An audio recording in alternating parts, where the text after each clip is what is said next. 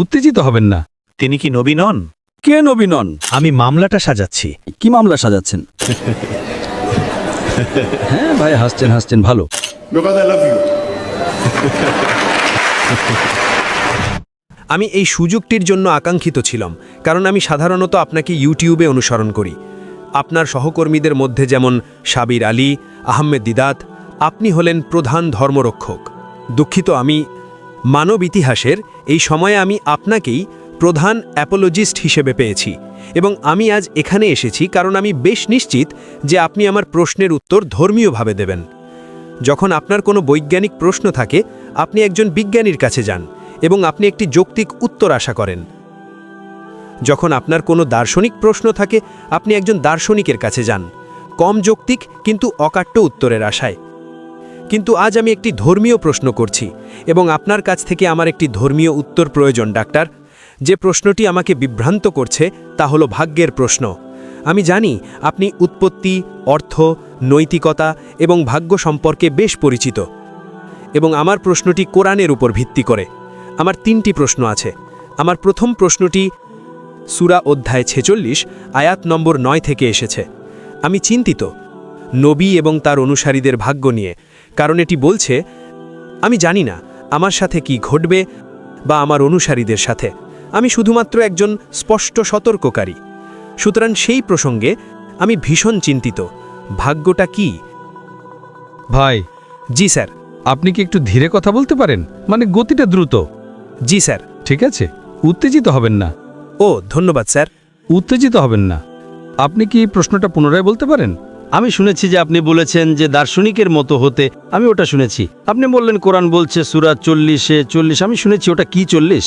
46 আয়াত নম্বর 9। আয়াত নম্বর 9। আয়াত নম্বর 9 এটা কি বলে? এটা বলে যে নবী, তিনি জানেন না তার সাথে কি ঘটবে বা তার অনুসারীদের। তিনি শুধুমাত্র একজন সতর্ককারী। ঠিক, তিনি শুধুমাত্র একজন সতর্ককারী। আমার প্রশ্ন এখন সেখান থেকেই উদ্ভূত। ভাগ্য কি? নবী এবং তার অনুসারীদের? ভাই প্রশ্নটি জিজ্ঞেস করেছেন, তিনি সূরা আহকাফ অধ্যায় 46 আয়াত নম্বর 9 উদ্ধৃত করছেন। আমি শুধু যাচাই করছি তার অনুবাদ সঠিক কিনা। মাঝে মধ্যে মানুষ ভুল অনুবাদ করে। 46:9 এটি বলে, বলো আমি রাসূলগণের মধ্যে মৌলিক কিছু নই, এবং আমি জানি না আমার সাথে কি করা হবে বা তোমাদের। আমি শুধুমাত্র তাই অনুসরণ করি যা আমার প্রতি ওহী করা হয়, এবং আমি একজন স্পষ্ট সতর্ককারী ছাড়া আর কিছু নই। হ্যাঁ স্যার। আপনার অনুবাদ এবং এটার মধ্যে পার্থক্য আছে। এখানে ভাগ্য শব্দটি উল্লেখ নেই। আমি কি এটা পড়তে পারি দয়া করে? আপনি কি পড়ছেন? অনুবাদটি।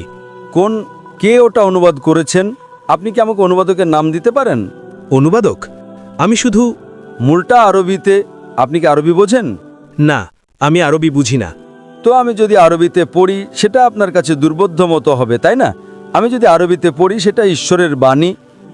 পুরো কোরআনে আরবি একই, বাইবেলের মতো নয় যেখানে বাইবেলের 2000 বিভিন্ন সংস্করণ আছে, মূল পাণ্ডুলিপি ভিন্ন। কোরআনে একটাই কোরআন আছে, কিন্তু অনুবাদ ভিন্ন হতে পারে। তাই আমি আপনাকে জিজ্ঞেস করছি কার অনুবাদ আপনি পড়ছেন। আপনি আমাকে বলছেন না। কাল আপনি বলবেন আমি সালমান রুশদির অনুবাদ পড়ব, তো আমি কি সেটা বিশ্বাস করব? আমার কাছে শুধু কোরআন আছে, আমি অনুবাদটা জানি না। এটা কি সাবির নাকি ইউসুফ আলীর? আপনি যদি না জানেন তার মানে আপনি গবেষণার লোক নন। আপনি গবেষণার লোক নন, আপনি একজন শিক্ষক। আপনি যদি একজন শিক্ষক হন এবং যদি আপনি না জানেন কে অনুবাদ করেছে, তবে এটা খুবই বাজে শিক্ষক, খুবই বাজে শিক্ষক। আপনি যদি কোনো বিষয় শেখাতে যান, আমি একজন মেডিকেল ডাক্তার, আমি একজন প্রচারক, আমি যদি বাইবেল থেকে উদ্ধৃতি দেই, আমি আপনাকে বলবো King James Version, New International Version, Douay Version, New World Translation. আমি আপনাকে বলে দেব আমি যা উদ্ধৃতি দেই আমি কিং জেমস ভার্সন থেকে উদ্ধৃতি দেই। বাইবেলে মূল পাণ্ডুলিপি ভিন্ন হয়, কোরআনে আরবি ভিন্ন হয় না, একই। কিন্তু যেহেতু আপনি আরবি জানেন না, আমরা অনুবাদের সাহায্য নিচ্ছি। আমি আপনাকে জিজ্ঞেস করছি কোন অনুবাদ? আপনি বললেন আমি জানি না। তো আপনি যদি না জানেন আপনি কিভাবে উদ্ধৃতি দিচ্ছেন? এটা কোরআন। এটা কোরআন নয়, কোরআন আরবিতে। কোরআন আরবিতে, ইংরেজিতে নয়। আপনি কি বুঝতে পারছেন? তো আপনি যদি কোনো অনুবাদ পান একজন অনুবাদকের যিনি সত্য নন, উদাহরণস্বরূপ আপনি বললেন আমি ডব্লিউ সেলের অনুবাদ করতে চাই। এখন সেল একজন খুবই অকাজের অনুবাদক। আপনি বুঝতে পারছেন তো? এই অনুবাদকরা কোরআনের ভুল অনুবাদ করেছে। আপনি বুঝতে পারছেন? তো আপনি যদি একটা ভুল অনুবাদ পান এবং মানুষকে বিভ্রান্ত করার চেষ্টা করেন, তবে আপনার ক্ষমা চাওয়া উচিত। তাই আপনি যদি অনুবাদকের নাম না জানেন, তার মানে আপনার গবেষণা খুবই দুর্বল। আমি যার কথা উল্লেখ করছি তিনি হলেন আব্দুল্লাহ ইউসুফ আলী। আপনি কি বুঝতে পারছেন? বুঝতে পারছি, আমি এখানে যা উদ্ধৃতি দিয়েছি তা হলো আব্দুল্লাহ ইউসুফ আলী। আপনি কি বুঝতে পারছেন? বুঝতে পারছি। আপনি কোন অনুবাদকের উদ্ধৃতি দিচ্ছেন আপনি জানেন না। তাই আপনি বাড়ি যান এবং আপনার গবেষণা করেন। তাই শুধু আমি অনুবাদটা পড়ব, এটা নির্ভরযোগ্য অনুবাদ। বলুন স্যার। বলো, আমি রাসূলগণের মধ্যে নতুন কিছু নই এবং আমি জানি না আমার সাথে কি করা হবে।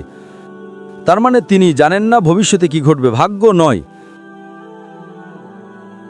আমি শুধুমাত্র তাই অনুসরণ করি যা আমার প্রতি ওহী করা হয়। ঈশ্বর যা বলেছেন আমি তাই অনুসরণ করছি। ঈশ্বর যা বলেছেন আমি তাই অনুসরণ করছি এবং আমি একজন স্পষ্ট সতর্ককারী ছাড়া আর কিছু নই। এ আয়াতে কোনো সমস্যা নেই। তো এ আয়াতে সমস্যাটা কি? সমস্যাটা হলো দোদুল্যমানতা। নবী দোটানায় আছেন, তিনি অস্থির হয়ে পড়ছেন এবং বুঝতে পারছেন না তার সাথে কি ঘটবে। কোনো মানুষই জানে না। কোনো মানুষ নয়, এমনকি যীশুখ্রিস্টও জানেন না। এটা গসপেলে উল্লেখ আছে, বাইবেলে। কোনো মানুষ সেই প্রহরের সম্পর্কে জানে না, এমনকি ফেরেশতারাও না, এমনকি মানবপুত্রও না, ঈশ্বর ছাড়া। তো তার মানে যীশুখ্রিস্ট আলাইহিসসালাম তিনি কি একজন প্রতারক? না। যীশুখ্রিস্ট আলাইহিসসালাম বলেন যে আমি ভবিষ্যৎ জানি না। আপনি কি করবেন? আপনি কি করবেন? Stop. Boom. See? যীশুখ্রিস্ট আলাইহিসসালাম বাইবেলে বলেন আমি জানি না। এবং একজন মানুষ সবকিছু জানতে পারে না। কিছু জিনিস আপনি জানেন, কিছু জিনিস জানেন না। তার মানে যীশুখ্রিস্ট একজন মানুষ ছিলেন, নবী মুহাম্মদ সাল্লাল্লাহু আলাইহি ওয়াসাল্লাম একজন মানুষ ছিলেন, দুজনেই ঈশ্বর ছিলেন না। ঈশ্বর বলতে পারেন না আমি জানি না। তো এটা নবী মুহাম্মদ বলছেন। ঠিক প্রত্যেক মানুষ বলতে পারে না যে না আমি সব কিছু জানি। সে একজন বোকা, সে মানুষকে ধোঁকা দিচ্ছে। এবং নবী মুহাম্মদ সাল্লাল্লাহু আলাইহি সাল্লাম, নবী মুহাম্মদ সাল্লাল্লাহু আলাইহি ওয়াসাল্লাম ওটা বলেছেন। নবী যিশু বাইবেলে বলেছেন। সমস্যাটা কি? যদি তারা না জানে, তারা মানুষ। একজন মানুষকে ভবিষ্যৎ জানতে হবে না। সমস্যা। আপনি কি আমাকে বলতে পারেন কোনো মানুষ সব কিছু জানে? না। তার মানে আপনি বৈজ্ঞানিক নন, আপনি যৌক্তিক নন, আপনি বাইবেল জানেন না, আপনি কোরআন জানেন না। আপনি এখন কি করবেন? তিনি কি নবী নন? দুঃখিত, তিনি কি নবী নন? কে নবী নন? নবী সব কিছু জানেন না। এখানে পরিষ্কারভাবে উল্লেখ আছে আমি শুধুমাত্র তাই অনুসরণ করি যে আমার প্রতি ওহী করা হয়। নবী শুধুমাত্র সেই বিষয়গুলো জানেন যে সর্বশক্তিমান ঈশ্বর প্রকাশ করেন। সুতরাং এমন কিছু জ্ঞান আছে যা কোনো মানুষ জানে না, কিন্তু সর্বশক্তিমান ঈশ্বর একজন নবীকে বলেন, নবী মুহাম্মদ সাল্লাল্লাহু আলাইহি সাল্লাম কিংবা নবী। তো সেই জ্ঞান যা ভাই, আমি আপনার সাথে কথা বলছি, আমি আপনাকে উত্তর দিচ্ছি আর আপনি নিচের দিকে তাকাচ্ছেন আমি শুনছি স্যার। এবং আপনি অন্য কিছু পড়ছেন। না না না, শুধু কোরআন। আমি কোরআনের দিকে তাকাচ্ছিলাম স্যার। না, তবে আমার দিকে তাকান, আমি উত্তর দিচ্ছি। আমি মনোযোগ দিয়ে শুনছি স্যার। দুটি কাজ একসাথে করতে পারেন না। দুঃখিত স্যার, সমস্যা নেই। তো সর্বশক্তিমান ঈশ্বর, রাসূলগণ হলেন সর্বশক্তিমান ঈশ্বরের মনোনীত মানুষ। মনোনীত মানে তারা অসাধারণ, তারা মানুষ, তাদের মানবিক গুণাবলী আছে, কিন্তু তারা অসাধারণ। সর্বশক্তিমান ঈশ্বর তাদের সাথে কথা বলেন। তো যদি সর্বশক্তিমান ঈশ্বর কোনো রাসূলকে কোনো জ্ঞান দেন, তার কাছে সেটা থাকে। তার কাছে সব জ্ঞান নেই। সব জ্ঞান শুধুমাত্র ঈশ্বরের আছে। পৃথিবীর কোনো মানুষের সব জ্ঞান নেই, এমনকি যীশুখ্রিস্ট আলাইহিস সালাম, এমনকি মুহাম্মদ সাল্লাল্লাহু আলাইহি সাল্লাম তারও না। যা কিছু ঈশ্বর তাদের কাছে প্রকাশ করেন তারা তা জানে। সেটাই এখানে বলা হচ্ছে, যা আমার কাছে প্রকাশ করা হয় আমি বলি। তো কিন্তু যদি তারা এমন কিছু জানে যা ঈশ্বর তাদের সাথে সরাসরি বলেন, তাদের রাসূল বলা হয়। তারা সাধারণ মানুষের ঊর্ধ্বে। তারা মানুষ, কিন্তু তারা শ্রেয়, কারণ ঈশ্বর তাদের কাছে সরাসরি ওহী পাঠান। ঈশ্বর আপনার আমার কাছে সরাসরি ওহী পাঠান না। আপনি বুঝতে পারছেন স্যার? তো রাসূলগণ হলেন মানুষের মধ্যে থেকে মনোনীত ব্যক্তি। যেমন যিশু, তার উপর শান্তি বর্ষিত হোক। যেমন মুসা, তার উপর শান্তি বর্ষিত হোক। যেমন নবী মুহাম্মদ সাল্লাল্লাহু আলাইহি ওয়াসাল্লাম, তার উপর শান্তি বর্ষিত হোক। ঈশ্বর তাদের সাথে কথা বলেন। ঈশ্বর মানব জাতিকে পথ দেখানোর জন্য তাদের বার্তা দেন। কিন্তু তার মানে এই নয় যে তারা সব কিছু জানেন। তো এটা একটা ভুল ধারণা। আশা করি এটা পরিষ্কার হয়েছে। ঈশ্বরের সকল রাসূল তাদের ইলমে গায়েব নেই। ঈশ্বর যা তাদের বলেন, ঈশ্বর হয়তো তাদের কিছু বিষয় বলেন। ঠিক আছে, এখন কয়েক বছর পরে রোম জিতবে বা রোম পরাজিত হবে। ঠিক আছে, ঈশ্বর তাকে বলেছেন, তাই তার জ্ঞান আছে, কিন্তু সব কিছু নয়। আশা করি এটা প্রশ্নের উত্তর দিয়েছে। ধন্যবাদ, স্বাগতম। দ্বিতীয় প্রশ্নটি। ঠিক আছে, আমার 3টি প্রশ্ন আছে স্যার। আমি আপনাকে দেব, কোনো সমস্যা নেই। আমি আপনাকে ভালোবাসি, আমিও আপনাকে ভালোবাসি। সাধারণ নিয়ম হলো একবারে একটা প্রশ্ন, কিন্তু যেহেতু আমি আপনাকে ভালোবাসি, আমি আপনাকে দ্বিতীয় প্রশ্ন করার সুযোগ দেব। সমস্যা নেই। ধন্যবাদ স্যার, আপনাকে স্বাগতম। আমাকে উদ্ধৃতি দেওয়ার অনুমতি দিন। তবে কোরআন থেকে উদ্ধৃতি দেওয়ার মতো আমি কোনো বিশেষজ্ঞ নই। আমি অনেকবার শুনেছি যখন আপনি উত্তর পাওয়ার চেষ্টা করেন খ্রিস্টানদের কাছ থেকে যীশু খ্রিস্টের ঈশ্বরত্ব সম্পর্কে, আপনি সবসময় বলেন যে আপনি এমনকি প্রতিজ্ঞা করেন যে যদি কোনো খ্রিস্টান আপনাকে একটিও স্পষ্ট বাক্য দিতে পারে, অস্পষ্ট নয় এমন, অস্পষ্ট নয় এমন, একদম স্বচ্ছ, আপনি বলেন আপনি খ্রিস্টান হয়ে যাবেন। আমাকেও একই মানদণ্ড ব্যবহার করার অনুমতি দিন, ঠিক সেই হুবহু শব্দের মানদণ্ড যা আপনি সাধারণত খ্রিস্টানদের জিজ্ঞেস করেন। ডক্টর জাকির নায়েক, দয়া করে আমাকে কোরআন থেকে দেখান ঠিক এই শব্দগুলো যেখানে যীশু আলাইহিসসালাম বলেছেন আমি একজন নবী, আমি শুধুই একজন নবী, আমার ইবাদত করো না। কোরআন থেকে একটি স্পষ্ট বা দ্ব্যর্থহীন উক্তি।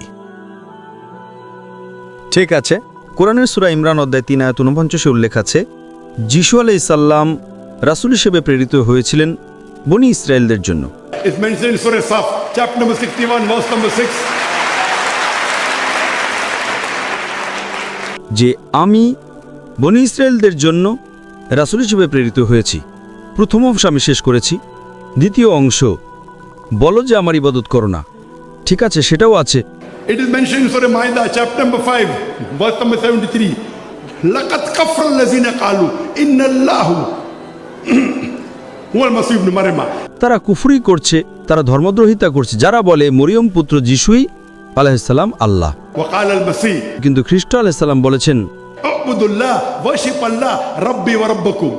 আল্লাহর ইবাদত করো যিনি আমার প্রভু এবং তোমাদের প্রভু। إنه من يشرك بالله যে কেউ আল্লাহর সাথে শরীক করে فقد حرم عليه الجنة আল্লাহ তার জন্য জান্নাত হারাম করে দেবেন ومأواه النار وما للظالمين من أنصار. এবং আগুন হবে তার থাকার জায়গা এবং পরকালে তার কোনো সাহায্যকারী থাকবে না। আমি আপনার চ্যালেঞ্জ পূরণ করেছি, কিন্তু ভাই আপনাকে বলি, যদি কেউ বলে আমি একজন নবী, তবে এটা বলার দরকার নেই যে আমার ইবাদত করো না। আমি যদি বলি আমি একজন মানুষ, আমাকে বলতে হবে না যে আমার পূজা করো না। মানুষের গুণ তো খোদা হওয়া নাই, নবী মানেই তিনি খোদা নন। তাই এটা বলা বোকামি যে দেখো আমি একজন নবী, আমার ইবাদত করো না। আমি আপনার আবদার পূরণ করেছি। Because I love you. কিন্তু আপনার চ্যালেঞ্জটা অযৌক্তিক। আপনি যদি বলেন আমাকে যে কোনো জায়গায় দেখান যে তিনি বলছেন তিনি একজন নবী, ব্যাস শেষ। বুঝতে পারছেন তো? তখন আমাকে আর বলতে হবে না যে আমার ইবাদত করো না। কিন্তু আমি আপনাকে দুটো দেখিয়েছি। Because I love you. শেষ প্রশ্ন স্যার, যদি আমাকে অনুমতি দেন, কোরআনের এই ভিত্তির উপর নির্ভর করে আমাকে এই প্রশ্নটি করার অনুমতি দিন। কোরআন পড়ে আমি বলেছিলাম এবং আমি ক্ষমা চাইছি, আমি কোনো বিশেষজ্ঞ নই, আমি বিশেষজ্ঞ হওয়ার দাবি করি না। এখানে 4টি প্রশ্ন আছে। 4টে? না, আমি বলছি ওই প্রশ্নের ভেতরেই। যিশু আলাইসাল্লাম কোথাও আমি বলতে পারি তিনি খোদা হওয়ার দাবি করেছেন, তিনি সেই দাবি, এমন কিছু উপাধি আছে যা শুধুমাত্র খোদা ব্যবহার করেন, সেগুলো একচেটিয়াভাবে খোদা ব্যবহার করেন। দুঃখিত ভাই, আমি আপনাকে পরিষ্কার শুনতে পাচ্ছি না। আপনি কি প্রশ্নটা আবার বলবেন? যিশু কোরআনে খোদা হওয়ার দাবি করেছেন? না, আমি বলেছি আমি আমার মামলা যুক্তি সাজাচ্ছি, তারপর প্রশ্ন করব স্যার।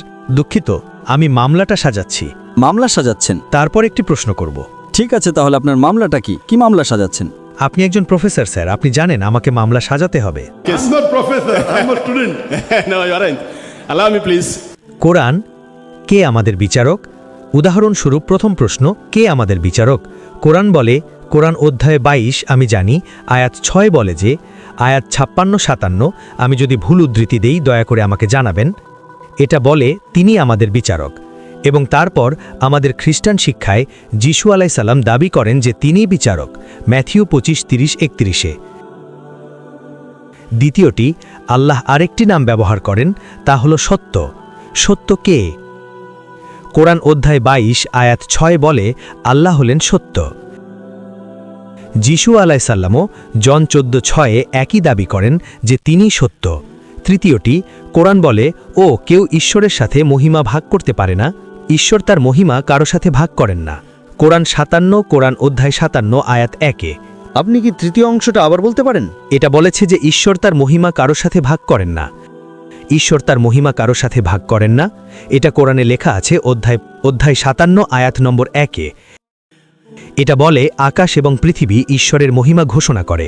আপনি যখন ঈশাই বইয়ের 42 অধ্যায় 8 নম্বর আয়াত দেখেন, ইয়াহুয়ে বলেন, তিনি তার মহিমা কারোর সাথে ভাগ করেন না, কিন্তু যিশু আলাইসাল্লাম জন 17:5-এ আসেন যে তিনি পিতার সাথে মহিমা ভাগ করছেন। চতুর্থটি, তারপর একটি প্রশ্ন করব, কে মৃতদের জীবিত করবে? এটা শুধুমাত্র আল্লাহই করেন। আপনি কি চতুর্থ প্রশ্নটা আবার বলতে পারেন? চতুর্থটি বলে, কে মৃতদের জীবিত করে? কোরআন অধ্যায় 22 আয়াত 7, আল্লাহই একমাত্র যিনি এটা করেন, এবং তারপর যিশু আলাইসাল্লাম দাবি করেন তিনিও মৃতদের জীবিত করেন। জন বইয়ের অধ্যায় 5 25 থেকে 29-এ। এখন প্রশ্ন হলো, একজন সাধারণ নবী কি এটা দাবি করতে পারেন? ভাই একটি প্রশ্ন করেছেন, 4টি বিষয় তিনি দাবি করেছেন কোরআন থেকে এবং উত্তর দিচ্ছেন বাইবেল থেকে। যদি আপনি কোরআন থেকে উদ্ধৃতি দিয়ে কোরআন থেকে উত্তর দেন তবে তার গুরুত্ব থাকে, কারণ আমি এবং মুসলমানরা বিশ্বাস করি কোরআন ঈশ্বরের বাণী। আমি বাইবেলকে ঈশ্বরের বাণী বলে বিশ্বাস করি না। বাইবেল শব্দটা মূল শব্দ এসেছে বিবলস থেকে। আমার মতে বাইবেল কি? আমি বাইবেলের একজন ছাত্র। বাইবেলে সর্বশক্তিমান ঈশ্বরের কিছু কথা আছে, নবীদের কথা আছে, ঐতিহাসিকদের কথা আছে, আবার পর্নোগ্রাফিও আছে। পর্নোগ্রাফি উদাহরণস্বরূপ, যদি আমাকে পাবলিকের সামনে ইজিকিয়া 24 অধ্যায় 24 আয়াত 24 পড়তে বলেন, এবং এমনকি যদি আপনি $1 মিলিয়ন দেন, যদি আপনি ডাক্তার জাকিরকে বলেন বাইবেল 24 অধ্যায় 24 আয়াত 24 পড়ো, আমি $1 মিলিয়ন দেব, Not shilling, na? Million shilling, $1 million. সেটা 129 মিলিয়ন কেনিয়ান শিলিংয়ের সমান। যদি আপনি সেটা আমাকে দেন, আমি পড়ব না। অন্যরা হয়তো আপনি পড়তে পারেন, আমি পারবো না,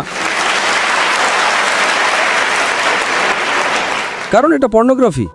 আমি যদি বিশাল সমাবেশে পর্নোগ্রাফি পড়ি, আমি পাপী হব। আমি $1 মিলিয়ন নিয়ে পাপী হতে চাইব না। তাই বাইবেল একটা মিশ্রণ। না স্যার, যদিও কোরআন থেকে উদ্ধৃতি দিচ্ছেন যা ঈশ্বরের বাণী, এবং উত্তর দিচ্ছেন আমার একটা বই থেকে যাতে পর্নোগ্রাফির মিশ্রণ আছে। যাই হোক, আমি উত্তর দেব, যেহেতু আমি একজন ছাত্র, আমি উত্তর দেব। আপনার প্রথম প্রশ্ন, কোরআন বলছে আল্লাহ বিচারক।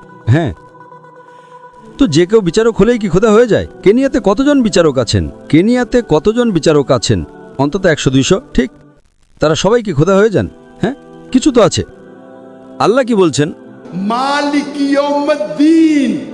বিচার দিবসের বিচারক, এবং যীশু খ্রিস্ট আলাইহিসসালাম বিচার দিবসের বিচারক নন। বিচারক, আমি যদি কোনো মামলা শুনি, যদি দুজন মানুষ মারামারি করে, আমি রাখি, আমি মাঝখানে হাসি এবং একটা রায় দিই, আমি বিচারক হয়ে যাই। আমি কি খোদা হয়ে যাই? ওটা আপনার বোকামির বোঝাপড়া। কতজন বিচারক? আপনি জানেন কেনিয়াতে কতজন বিচারক আছেন? অন্তত 500 বিচারক, ঠিক না? অনেক আছে। অনেক মানে তারা সবাই খোদা হয়ে যায়?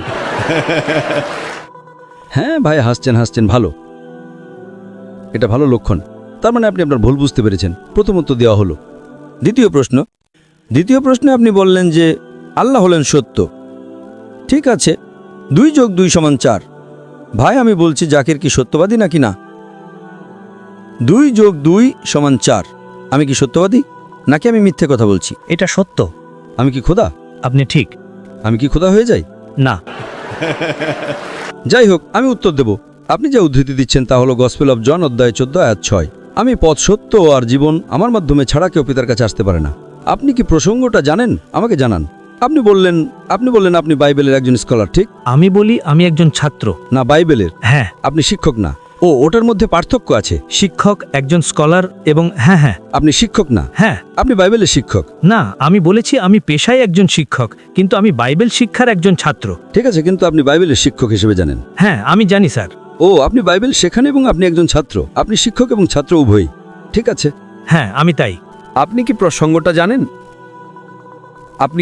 আপনি গসপেল অফ জন অধ্যায় 14 আয়াত 6 উদ্ধৃতি দিলেন। আমি আমার মস্তিষ্ক থেকে বলছি। আপনি কি প্রসঙ্গটা জানেন? আপনি কি 1 নম্বর আয়াত জানেন? হ্যাঁ, আমি জানি। ঠিক আছে, ওটা কি বলে? ওটা বলে যে আমি চাচ্ছি, আমি তোমাদের জন্য একটি জায়গা প্রস্তুত করতে চাচ্ছি। না, 1 নম্বর ওটা বলে না। 1 নম্বর কি বলে? আপনি বাইবেল খুলতে পারেন, আমি বলবো। আপনি বাইবেল খুলুন, আমি আমার মাথা থেকে বলবো। খুলুন।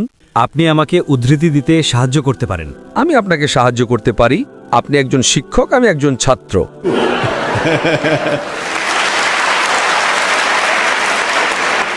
না, মাঝে মধ্যে ছাত্র শিক্ষককে সাহায্য করে। প্রসঙ্গ জানতে হলে আপনাকে 1 নম্বর আয়াতে যেতে হবে। গসপেল অফ জন অধ্যায় 14 আয়াত 1 বলে, যীশু খ্রিস্ট আলাইহিস সালাম বলেন, যদি তোমরা বিচলিত হও, বিচলিত হইও না। যদি তোমরা ঈশ্বরে বিশ্বাস করো, তবে আমাতেও বিশ্বাস করো। ওটা আয়াত 1। এটা চলতে থাকে। আমার পিতার বাড়িতে সেখানে আমার পিতার প্রাসাদে অনেক কক্ষ আছে। যদি তা না হতো আমি তোমাদের বলতাম না। পরের আয়াত, আমি সেখানে যাই তোমাদের জন্য একটি স্থান প্রস্তুত করতে, কারণ আমি যেখানে যাই তোমরা জানো। Then Thomas comes. তারপর থমাস আসে, আয়াত 4, তোমরা জানো আমি কোথায় যাই। থমাস, আপনি থমাসকে চেনেন? হ্যাঁ, আমি তাকে চিনি। থমাস আয়াত 5 বলে, আমি জানি না তুমি কোথায় যাও, আমাকে পথ দেখাও। তখন যীশুখ্রিস্ট আলাইহিস সালাম বলেন, আয়াত 6, গসপেল অফ জন অধ্যায় 14, আমি পথ, সত্য এবং জীবন, কেউ আমার মাধ্যম ছাড়া পিতার কাছে আসতে পারে না। আমি এটার সাথে একমত।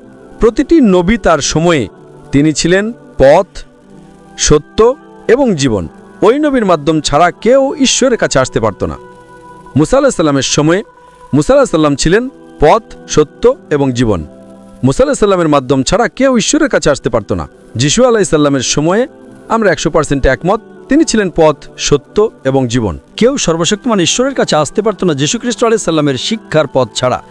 আজ নবী মুহাম্মদ সাল্লাল্লাহু আলাইহি সাল্লামের সময়ে নবী মুহাম্মদ সাল্লাল্লাহু আলাইহি সাল্লাম হলেন পথ, সত্য এবং জীবন। মুহাম্মদ সাল্লাল্লাহু আলাইহি সাল্লামের শিক্ষার মাধ্যম ছাড়া কেউ সর্বশক্তিমান ঈশ্বরের কাছে আসতে পারে না। প্রতিটি রাসূল তার সময়ে তিনি ছিলেন পথ। সমস্যা কোথায়? What is the problem? তিনি কোথায় বলছেন আমি খোদা? সমস্যাটা কি? দ্বিতীয়টার উত্তর দেওয়া হলো। তৃতীয় উত্তর দেওয়া হয়েছে কি না? এমনকি আমি সত্য কথা বলি, তাই বলে কি আমি খোদা হয়ে যাই? না। প্রশ্ন নম্বর 3, কেউ ঈশ্বরের মহিমা ভাগ করতে পারে না। ঠিক, সত্য স্যার, কেউ ভাগ করতে পারে না যতক্ষণ না ঈশ্বর কাউকে দেন। যদি ঈশ্বর তার ক্ষমতা দেন, তার ক্ষমতার অংশবিশেষ, উদাহরণস্বরূপ মৃতকে জীবিত করা, ওটা পরের প্রশ্ন বা যাই হোক, ঈশ্বর অলৌকিক কাজ করেছেন। আপনারা জানেন মুসা আলাইহিস সালাম সাগর ভাগ করেছিলেন। কে করেছিলেন? মুসা আলাইহিস সালাম করেছিলেন। মুসা আলাইহিস সালাম সাগর ভাগ করেছিলেন। কে করেছিল? মুসা। তিনি শক্তিশালী ছিলেন। তার কি ঈশ্বরের ক্ষমতা ছিল?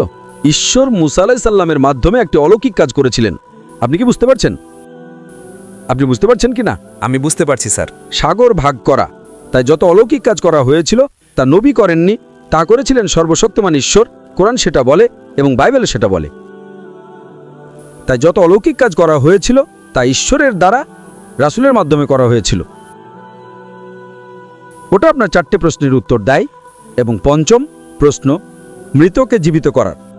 এবং যদি আপনি বলেন মৃতকে জীবিত করা তাকে খোদা বানায়, যীশুখ্রিস্ট আলাইহিস সাল্লাম কি করেছিলেন? একটি মৃত মানুষকে জীবিত করেছিলেন। ঠিক, কোরআন সেটা বলে, বাইবেলও সেটা বলে। মুসা আলাইহিস সালাম কি করেছিলেন? তিনি একটি লাঠি ছুঁড়েছিলেন। তিনি উদ্ভিদ জগৎকে প্রাণী জগতে রূপান্তর করলেন। লাঠিটি একটি সাপ হয়ে গেল। কোনটা বড় অলৌকিক কাজ? উদ্ভিদ জগৎ থেকে একটি লাঠি প্রাণী জগতে জীবন দিলেন এবং জগৎও পরিবর্তন করলেন। বড় অলৌকিক কাজ। এটা কি তাকে খোদা বানায়? না। অলৌকিক কাজ কোনো পরীক্ষা নয়। যীশু খ্রিস্ট আলাইহিস সালাম বলেন, অনেক ভণ্ড খ্রিস্ট এবং ভণ্ড নবী আসবে। গসপেল অফ ম্যাথিউ অধ্যায় 24 আয়াত 24, অনেক ভণ্ড খ্রিস্ট এবং ভণ্ড নবী আসবে, এবং যদি সম্ভব হতো তাহলে তারা খুব নির্বাচিতদেরও ধোঁকা দিত। তাই অলৌকিক কাজ কোনো পরীক্ষা নয়। তার মানে আপনি আপনার বাইবেল পড়ছেন না। অলৌকিক কাজ কোনো পরীক্ষা নয়। যত অলৌকিক কাজ করা হয়েছিল তা সর্বশক্তিমান ঈশ্বরের দ্বারা রাসূলগণের মাধ্যমে করা হয়েছিল।